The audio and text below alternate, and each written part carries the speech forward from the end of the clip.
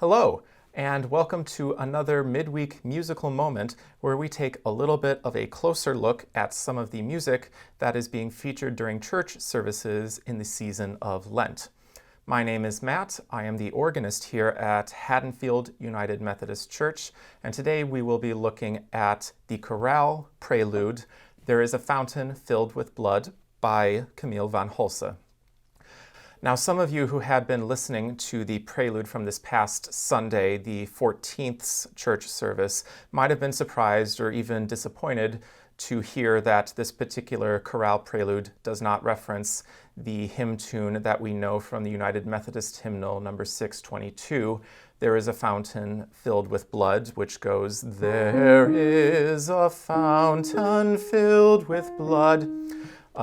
The name of that particular hymn tune is "Cleansing Fountain" and is a 19th century camp meeting melody, whereas this particular chorale prelude is after the hymn tune "Horsley," which was written by William Horsley in 1844.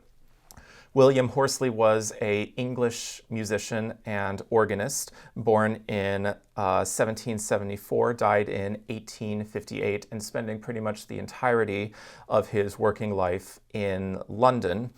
For example, he was the organist at Ely Chapel in Holborn, and then spent many years from 1802 to 1854 as the organist at the Asylum for Female Orphans. And another interesting fact about him is that he was one of the founding members of the Society for the London Philharmonic, and in his later years he became a close friend of Felix Mendelssohn and probably met him when Mendelssohn was making tours and concerts in the British Isles playing the organ music of J.S. Bach. Some of his other hymn tunes include the hymn tunes with the title "Angeli," "Asylum," "Eternity," and a few others besides those. This particular four-part hymn tune was first published in 1844 in the book 24 Psalm Tunes and 8 Chants. To give you an idea of how this particular hymn tune goes, in contrast with the Cleansing Fountain hymn tune that we know, the entirety of the hymn tune is, "There is a fountain filled with blood, drawn from Emmanuel's veins, and sinners plunged beneath that flood lose all their guilty stains." Now, of course, in hymn number 622 from the hymnal, we repeat "lose all their guilty stains, lose all their guilty stains," etc. Now, we could do that repetition. We would just have to go back to the top of this hymn tune and repeat the whole thing, and it does fit pretty well. So basically, in essence, 2 runs of this particular hymn tune are equal to 1 verse of hymn number 622 from the United Methodist hymnal.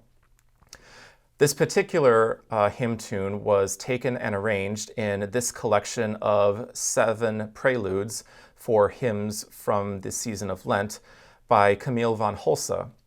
Hulse was a Belgian composer who ended up living and working in Tucson, Arizona, born in Belgium in 1897, dying in Tucson in 1988. The reason he made the move from West Europe to Tucson in 1923 was because he was in the armed forces during World War I and suffered and survived a gas attack during one of the battles. And with his failing health and with his he also contracted tuberculosis around that time, so it was decided that the drier climate of the American Southwest would be a better fit for him, and he made the move in 1923. Another interesting fact about him is in 1928, he was the first conductor for the Tucson Symphony Orchestra, which was just getting started that year. He also worked at All Saints Catholic Church and Saints Peter and Paul Church in the Tucson area. From 1957 onward, he ended up devoting the majority of the rest of his life to composition and writing music, and also teaching on the side, because he had a studio built as an addition to his house. And this particular collection of chorale preludes for hymns comes from 1954, and so comes right before Van Hulse decided to devote all of his time and energy towards composition.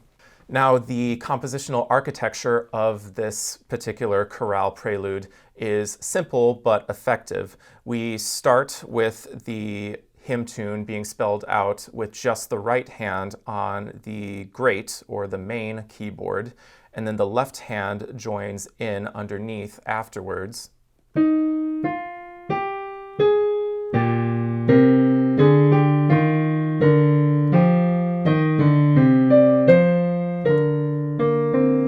Then the pedal comes in.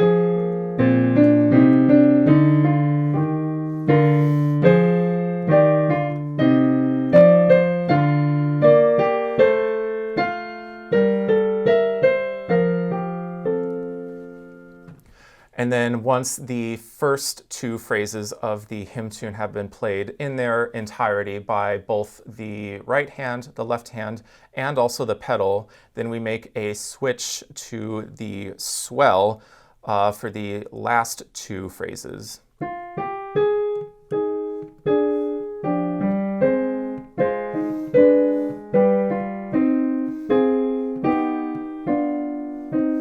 And similar to the opening on the grate, the hymn tune comes in at different points with the two hands and the pedal. So we have three different entrances, which almost makes it a little bit like a fugue, even though there is no counter fugue or no regular returning theme, as we would expect in a traditional fugue.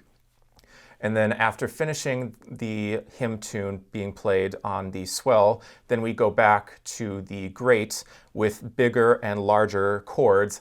And now the melody is just being played that you can hear in the top of the right hand.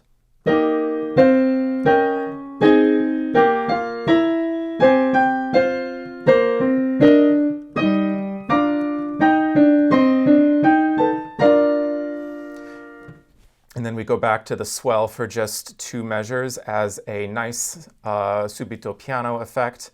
And then we finish with a louder registration on the grate manual. A question that I get fairly often from people as an organist is whether composers specify exactly how they want the piece to be played, with different registrations and stops to be pulled, manuals to be played on, etc. And I always say that it depends on the time period that the music is coming from and where the composer was writing the music. So it varies across regions and time periods.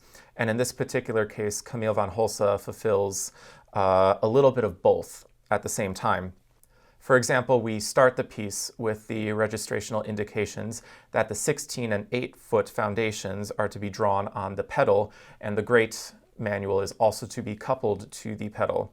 On the grate are the 8-foot and 4-foot foundational stops, and then on the swell we have the 8-foot solutional stop.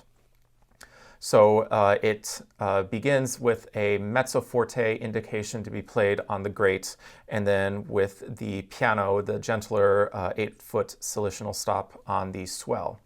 And then about 2/3 of the way through the piece, once we have completed playing the hymn tune in its entirety in different voices and in different ways on both the grate and the swell, and we get back to the grate, there is a dynamic indication of forte, and then it says in the music, add stops. It doesn't say what stops specifically to pull, but here the composer is trusting the organist to use good taste and discretion to create that forte effect without it being too obtrusive or shrill or anything like that. And in addition, there is a style indication that says stately. So from there, the composer is leaving it up to the organist to fill in the blanks. and adapt the music as needed for the particular organ and space that they happen to be playing on, which I think is, in general, a wise move on the part of organists. I think it's good to have a specific soundscape in mind when a composer is writing for the organ, but at the same time, no two organs are alike, and any organist worth his salt or her salt is going to make adaptations and changes depending on where it is that they're playing and the acoustics of a room, etc.